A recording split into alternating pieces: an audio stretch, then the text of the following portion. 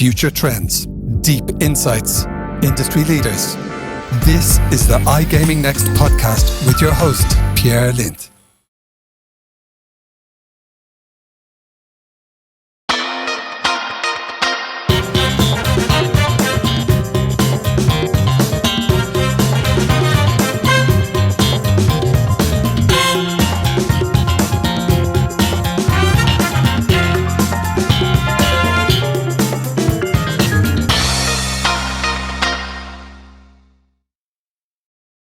And good afternoon and good morning, actually, and Merry Christmas and everything in between. Michael, how are you doing today?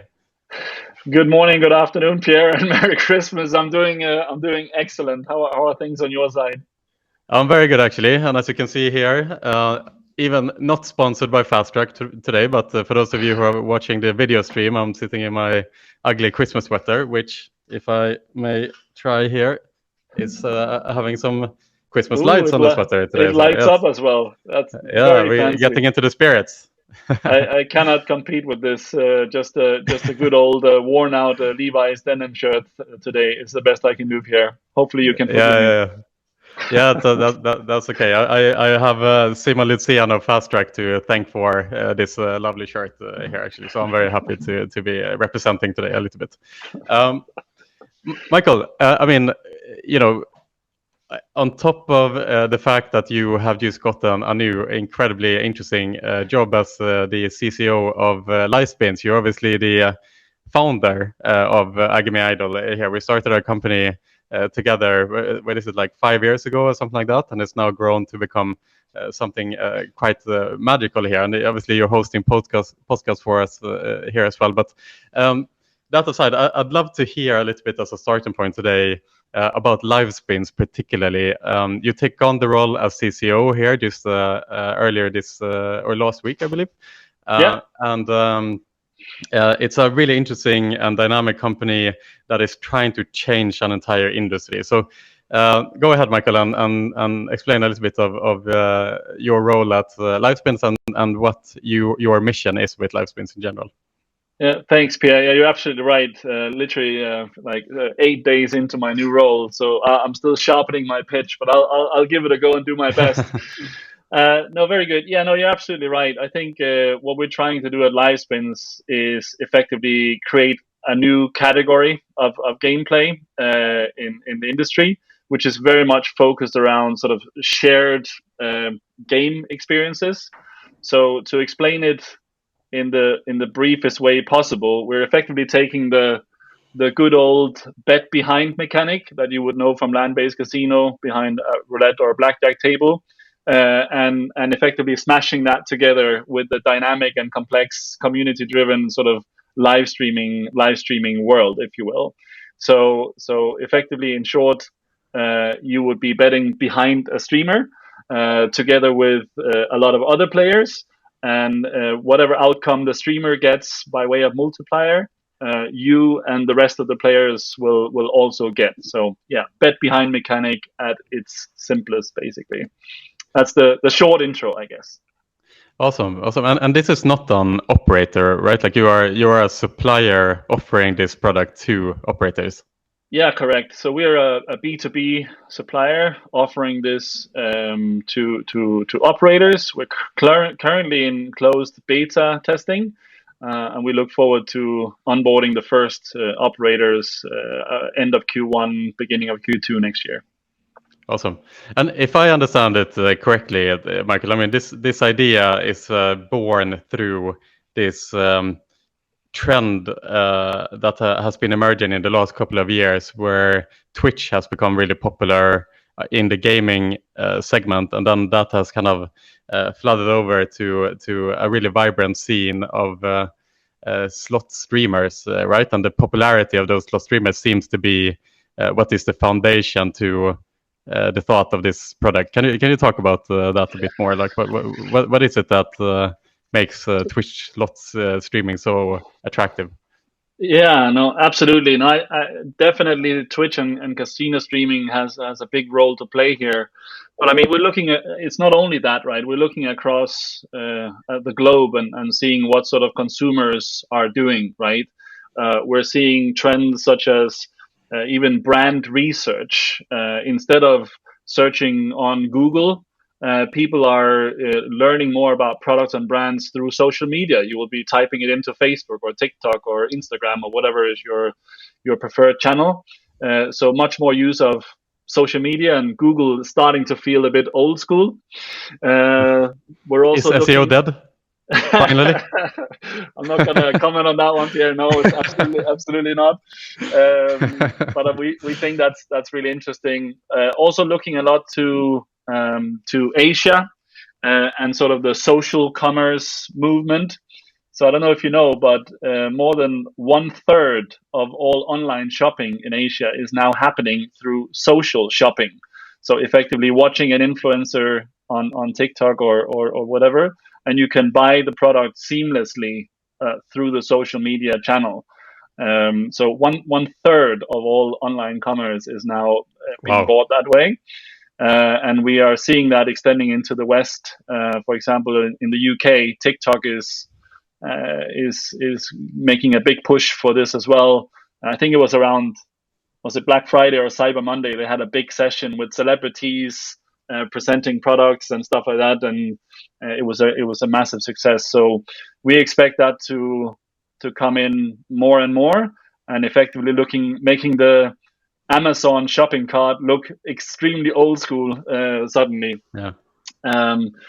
And yeah, no, of course, Twitch as well. I mean, the last 12 months, I think it was 280 million hours consumed on the slots category, which is just an absolutely insane amount. It's doubled over the last year, so it's definitely still growing strong. And yeah, if I should mention a few more, Apple launching Yes. SharePlay, so through FaceTime you can watch the same movie together. Yeah.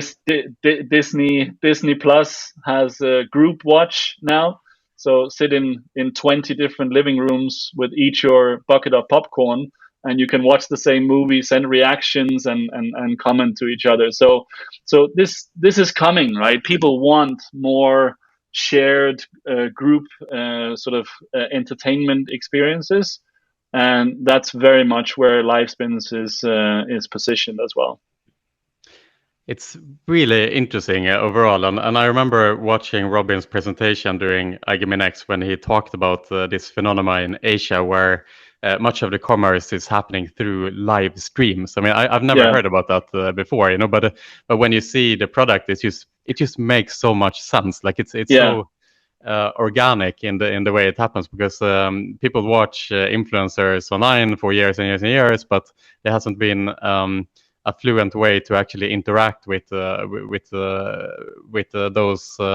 influencers and purchase whatever they are wearing or whatnot. And similarly on the Twitch side of things, it's like you watch and I find myself watching the gambling stream sometimes with like Rothstein and those guys on Twitter and Let's Give It a Spin and those guys from Casino Grounds, and it's a really interesting concept, and you can obviously chat and interact with the audience and with the streamers, but what has been missing is this join the thrill, so to say, like back the streamers and actually be a part of it, right? Because not only is that exciting because you can enjoy the betting yourself, but it just makes the community aspect and the discussions a lot more vibrant when you actually have skin in the game behind us. Like, what have you? But I'm really curious because at the same time, when you start losing like that happy vibe can go south at the same time. And something I'm really curious about is like, how do you deal with the chat in the live streams? Not always being super positive, let's say.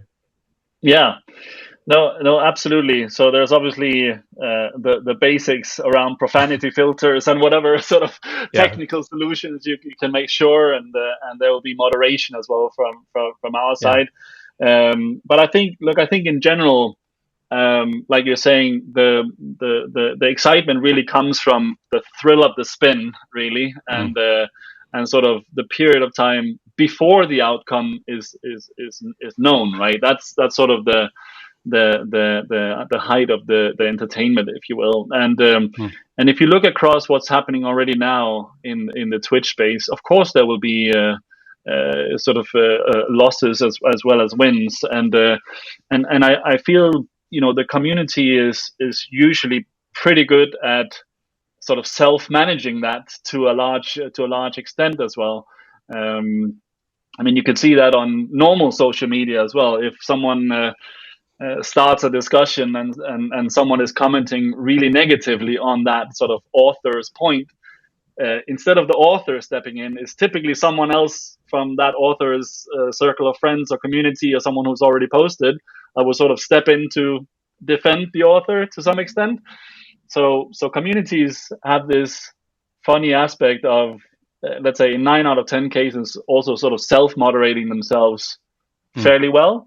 And for the rest, we of course have moderation and all the bells and whistles in place from our side.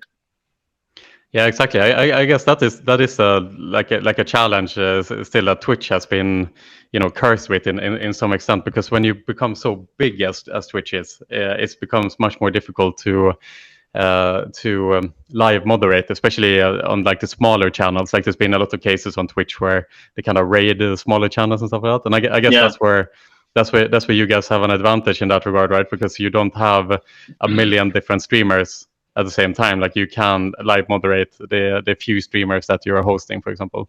That's how you get around that issue. Yeah, exactly. And there's also a massive difference that we own our own proprietary streaming platform, so we do not depend on Twitch as such. The streamers will be streaming through our platform, and by the very nature, that gives us sort of a better ability to moderate and monitor and make sure that that whatever goes out is as good as possible. At the same time, it's also important to retain the authentic and sort of realistic community feel and streaming environment. Yeah, absolutely. And speaking about just how community aspect is built in general, I mean, this is from Twitch perspective, what really made Twitch is the fact that you have these atomic communities that are forming around particular streamers, right? So certain streamers, they would have the same audience every single day, and kind of the audience get to know each other during the streams, and it becomes like a really nice aspect where the streamer has this like really loyal following that is supporting them and that is promoting the stream for them, and so on and so forth. And so I'm curious to know as well, how do you view community building within the Livestreams, the Livespins platform, in the sense that, like, is that very much up to the streamers themselves to maintain and build that community, or are you also looking to kind of alleviate that community aspect, or like promote that community aspect, let's say? Yeah, absolutely. No, you're absolutely right, and we see that during our beta test as well. That the community of the streamer, the second he or she goes live, they just follow immediately, more or less, and so the community aspect is extremely strong. Look, I think ultimately the streamer is responsible to a large extent for this, right? And responsible in the sense that the way they stream, how good they are at entertaining, how good they are at sort of interacting, using the chat functionality, having potentially in the future promotions or campaigns or something that can sort of bring people around the table, so to speak, is essential. And yes, the streamer is definitely taking the lead here for sure. But like I mentioned as well in our prep call, Pierre, we have the added benefit as well that a lot of the community it's not so much an acquisition play. Livespins is very much a retention and loyalty play as well for operators. And the community is also built by all the players that already exists in their database that will come and play the Livespins experience. So we're definitely not starting from scratch, having to build a community from nothing. Basically, there's many aspects building the community at the same time, and it's a very dynamic environment. Yeah, absolutely. It makes the liquidity from the operators, and you don't need to think about, how are you going to attract your first player, because it would be promoted by the operators, of course.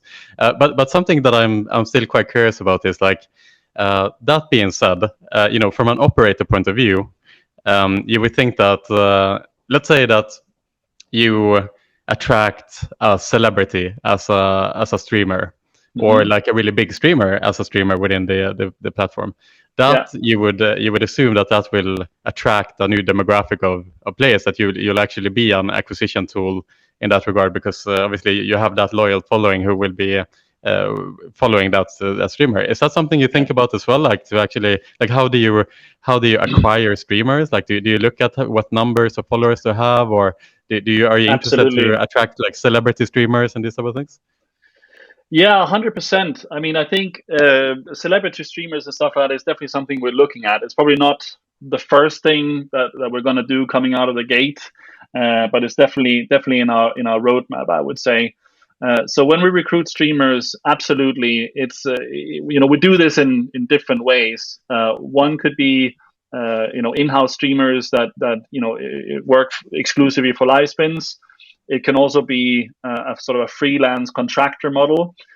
We have also acquired a streamer studio already, who have been doing this for a number of years and come in with a following already.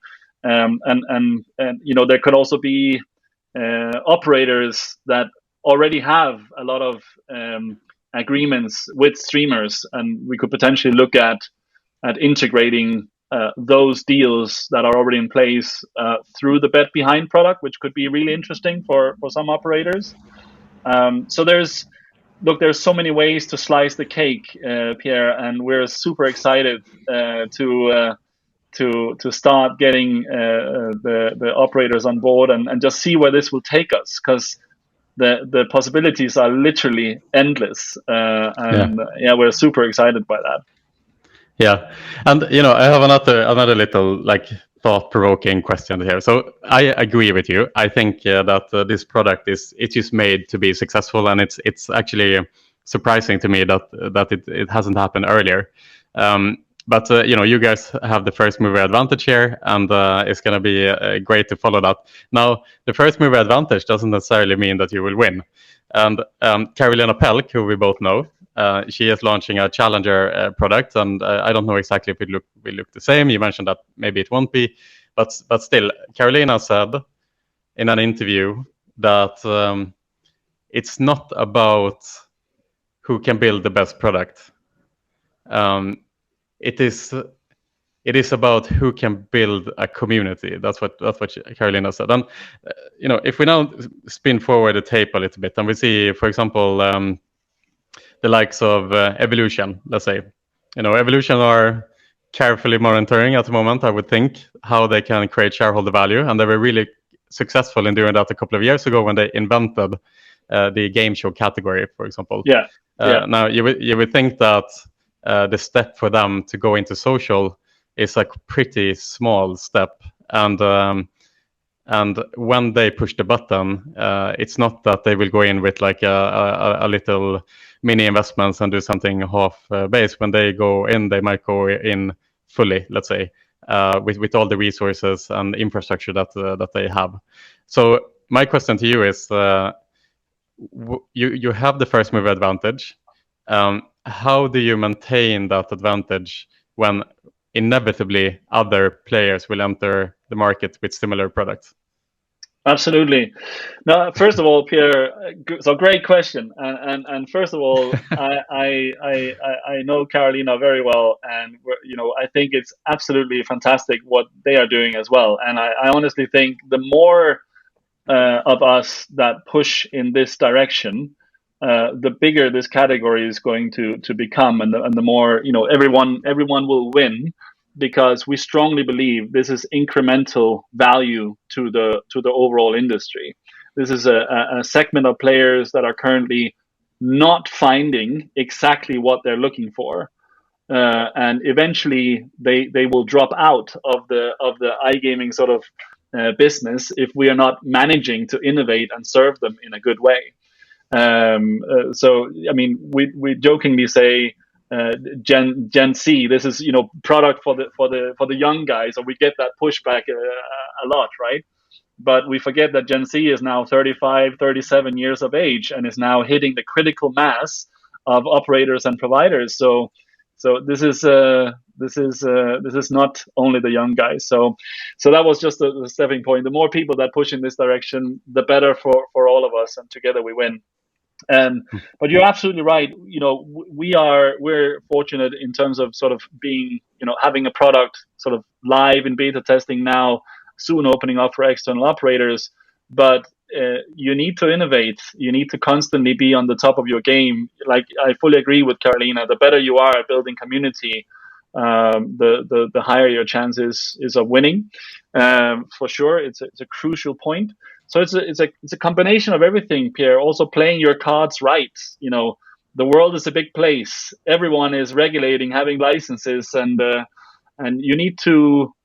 I think it was it Todd, I think, at iGaming Next, that was saying when an idea is born, it is so fragile, and you need to really, really foster it and take care of it, and make sure that it sort of grows into toddler stage. And for a young company, you also have to be extremely smart in the strategy that you take. If you try and take on the world in the first round, you are likely to spread yourself too thinly as well. So yes, it's community, but it's also product. It's also the strategy. It's also the innovation and sort of the roadmap that you will bring out in the future. So it's a symbiosis of many things, but community is definitely important. I fully agree with that, Pierre. Yeah. And I want to stay on that point a little bit, well, on community building, because it's just something that interests me. Not just looking at Livespins and what you guys are doing, as you're saying. Community building is one aspect, but it's not everything. I understand that too.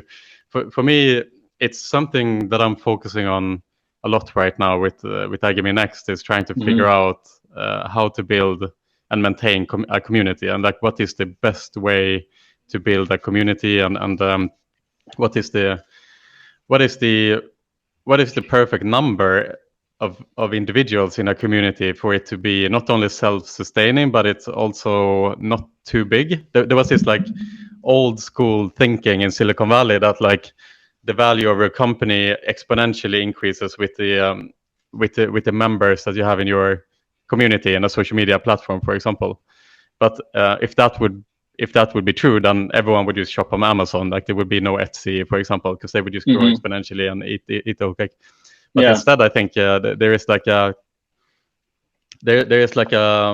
S curve that you'll find, where if your community becomes too big, it becomes you'll find different challenges. And I guess that's where Twitch has found their problems, because the community has become so big that it's really hard to maintain it, and it kind of goes on its own journey, the community, and it's really difficult to manage.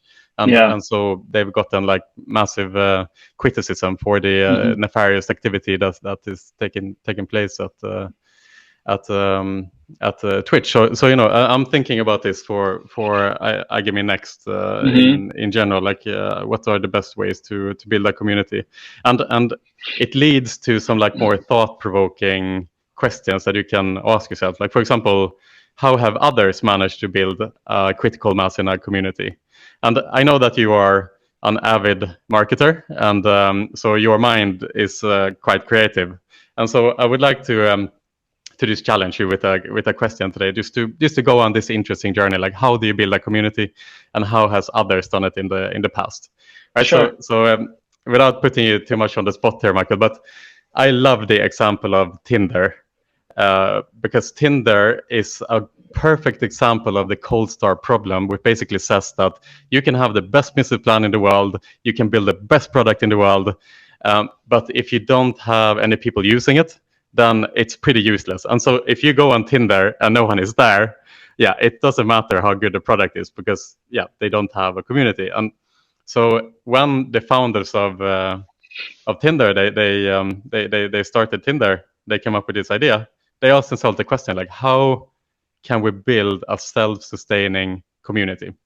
And they realized that they need something like 300 people, something like that, for the community to be thriving. And so I would like to just ask you here, because they came up with an absolutely genius, I mean, completely genius idea on how to build a self-sustaining Tinder community. But it's just an interesting, thought-provoking question, because at first glance, it might seem difficult. Like, how do you create a community? How do you reach that critical number of users in a platform like Tinder? For it to be self-sustaining. So like I said, without putting you too much on the spot here, but it's just an interesting thought experiment. Like, what would be, like, for you as a marketer, like, if you got this task on your desk, like, how would you start brainstorming or go about a way to bring in people into your product if you are Tinder in 2014 or whatever it was when they became popular? Yeah. You are definitely putting me on the spot here. Yeah, I know. Marketer or creativity or not here. It's been a long week. Look, it's an interesting question. I don't think there is one answer to that, right? One thing is for sure, an empty dating site or an empty hookup site is pretty boring, right? That's for sure. Look, I think do you go to the mass markets? Like, do you use the traditional channels? Like, or like, what are the core principles of Tinder? Like, yeah. I mean, so yes, the trick with the dating site or a Tinder site is to build critical mass, and you need to build it pretty much overnight because even the first users coming in, right, is, again, you have to come into something, or you would have some. So there's.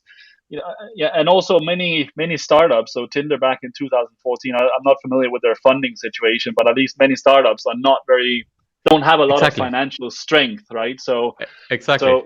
So they don't have the luxury of just booking 7 million worth of TV advertising or mass media marketing and just going crazy. So they have to think sort of like organic bottom up approaches, right? So and not only that, but it's a localized product as well. So even if there's a big community on Tinder, if they all spread out across the world or across the US, for example, that's not much of help either. They have to be in your vicinity, right? Yeah, unless they have a very good deal on flight tickets or something along the way, Pierre, as well. They can sort of help with the travel arrangements. Exactly. No, absolutely. So look, I think you need to be fairly organic and grassroots around this, right? So what sort of simple mechanics can you build into the product? Hey, do you want to be a beta tester and sort of help us out? And you're along the early lines, and before you open up the gates, you build sort of an early adapter community of, like you're saying, 300 people. You start with one locality instead of spreading yourselves out too thinly, just to help yourself build critical mass. That could be one thing. So when you open up the gates, you already have the first sort of 300, 500, 1,000 community members sort of secured. There's also the tech side of things, like, hey, why don't you connect your contact on your mobile phone to us, and you can tell this to your friends, and we'll give you a month for a free service, or a year free service, or whatever it is. And before you know it, 10% connects to their contact database, and you get the ripple effect, and it starts building out from there. Early promotions. I mean, there's a lot of things that you can do to sort of grow it organically, and sort of build your war chest. PR, obviously, the community aspect of it. Whatever you can do there to sort of pop up in relevant forums, communities, events that are happening. Dating has a big advantage because it's something, at least if you compare it to gambling, right? Because it's something that a lot of magazines and newspapers and forums want to write about, and it's okay to write about it, and it's something there's always, statistics around, or you can be the source of statistics. So hey, Tinder says that you're much more likely to have a successful date if you do these top 5 things. This is what our membership says. They can be the source of very valuable statistics, and through that generate sort of easy PR, or not easy, but sort of easier than gambling. At least we can send out as many press releases as we want that someone just won 2 million euros on a jackpot, and the news outlets will completely ignore it because they've heard it a million times before and they don't want to sort of promote gambling. So I guess Tinder has an advantage there.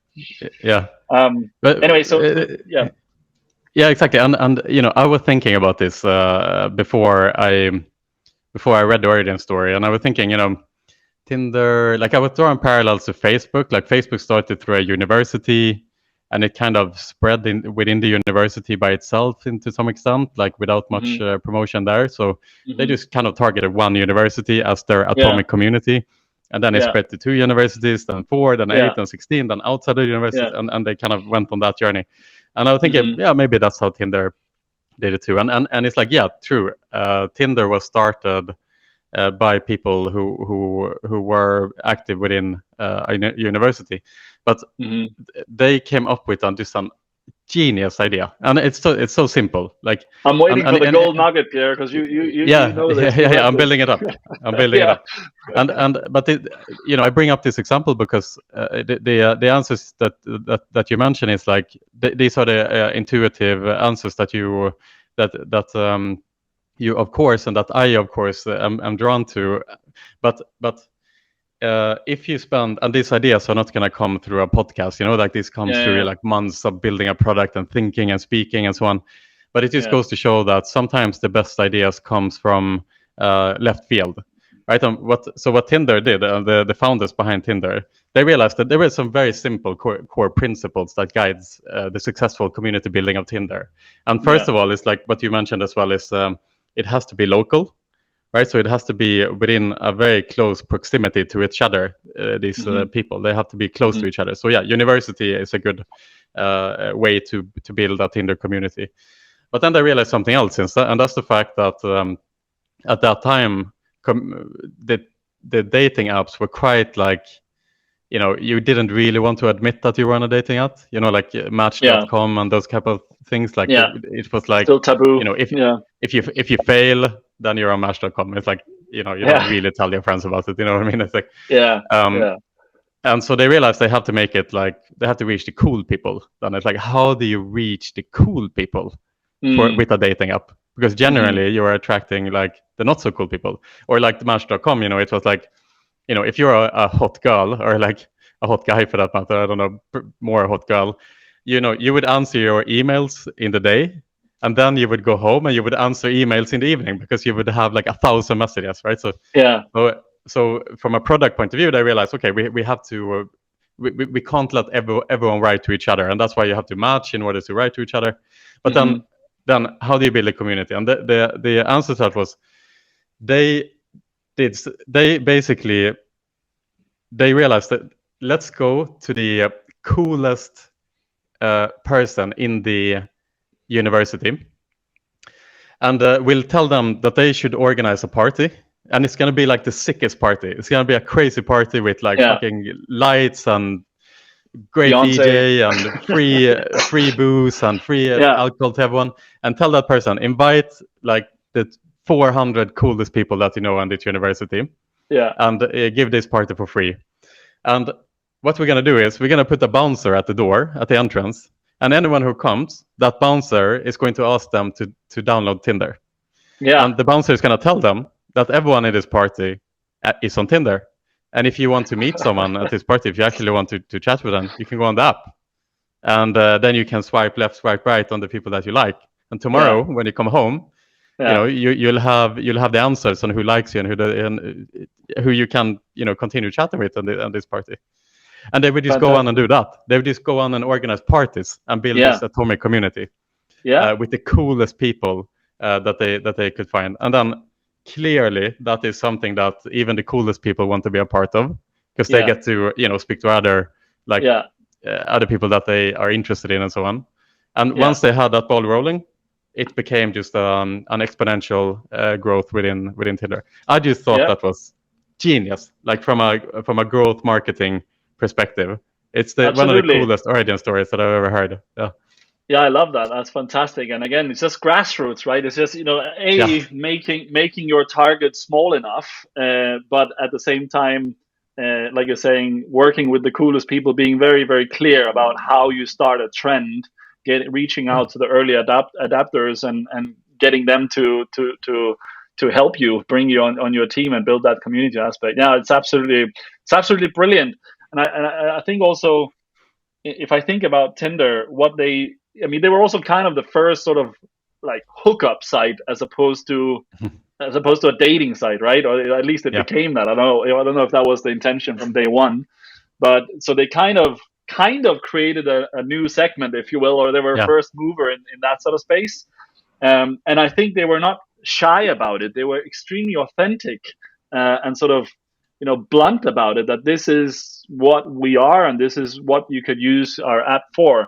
And I think that keyword authenticity is just critical whenever you build communities. You spoke before about the S curve, and can communities become too large? And I think what I see around, when people are trying to build communities, it's a little bit like, they focus too much on the number and the volume. Like, what's the point of having an enormous community if half of them are not really interested in your product? You know what I mean? As in, of course, scale matters. Of course, it will sort of, the bigger you get, the bigger the authentic community will also get. So there's the snowball effect happening there as well. But I think it's important to stay true to yourself, always be authentic and sort of, be clear about who you are and what you stand for. And that will also bring not only volume, but also value, right? And the community that are there actually gets some value out of it. And I think that is a super important key for long-term community building, that you actually know who you are, who you want to reach, and provide those people with authentic, real value. If you can manage to do that, you will for sure build community over time. If you're trying to fake it, at least too much, maybe there is some element of faking it till you make it in the beginning to get the snowball rolling, right?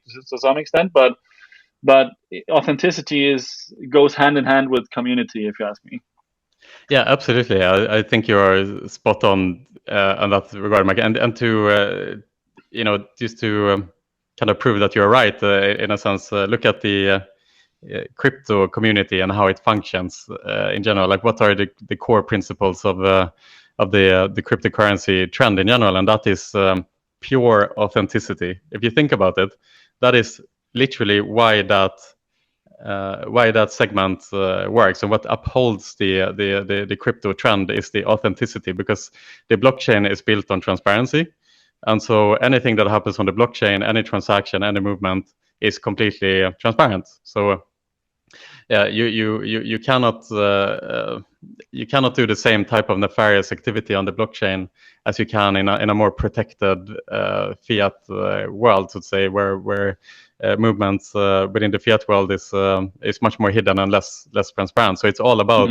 authenticity, and that's also the products that are being built that are successful on the blockchain, especially on the NFT side and the DeFi space and so on. It's the product that are authentic that are successful oftentimes. So you see, for example, CryptoPunks, we talked about this a lot, which is these like pixelated images that are NFTs. And there are 10,000 of them, and the cheapest one out of 10,000 cost like 300,000 euro now. $300,000. They go down a bit. They were like $450,000. Now they are under 300. So they are on discount at the moment. But they're cheap. they are cheap. It's only cost as much as my flat, but yeah, exactly. And the reason for its success is not only that they were first, but it was the fact that they gave out all the 10,000 CryptoPunks for free. And they didn't expect that this would turn out the way it would. But it's the authenticity. It's the fact that it's a self-sustaining community that is fulfilling this prophecy of like it's building upon itself without this centralized entity in the background that is like gnagging their hands and like raking in lots of money. Because the community doesn't like that. The community likes authenticity. They want they want themselves to be in charge, not the centralized entity. Yeah, absolutely. And I think unfortunately, in the short term, some people can build massive communities sort of either by buying their way to that, right? But my strong belief is that long term, it's the game is going to play out, and the ones that really has their heart in their game and delivers true value and are authentic, they're going to win long term. And that's definitely where Livespins sits. Absolutely. So final question for you today, Michael. Go for it. Livespins in 3 to 5 years time. How does the market look like, and where is your place in it? Easy question for being on the second week at work. Yeah, okay.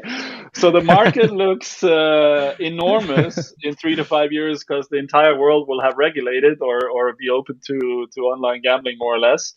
I think Livespins will have created a brand new category that is taking a significant share of wallet, because that's what the mass player segment wants. They playing a normal solo session for games still has its right. Don't get me wrong. I think it will continue to be there, but there will definitely be a huge chunk of players that are just getting inspired by what Apple, Disney, TikTok, social shopping, you name it, and that will become the norm, and they will look for that experience when they want to do some online gaming and entertainment as well, and Livespins will be leading that category. Awesome. I'm looking forward to follow your future here in the growth of Livespins, and this is the origin story, and I'm very much looking forward to follow up on this in a couple of years' time and see if you're still kind of pursuing the same strategy, or if you figure out like kind of a different niche, or what direction this turns in general. Very, very exciting, Michael. I think Livespins should be congratulated for the acquisition of yourself. I've been following your journey for a long time, of course, and I can see that they are accumulating an incredible team, and you're obviously part of that success story. So congratulations to both Livestream and yourself, and let's speak again soon, Michael. Let's rock. Thank you so much, Pierre. It's a pleasure talking. Have a good day. Thank you, Michael. You too, buddy. Cheers. Merry Christmas. Bye. You too. Bye.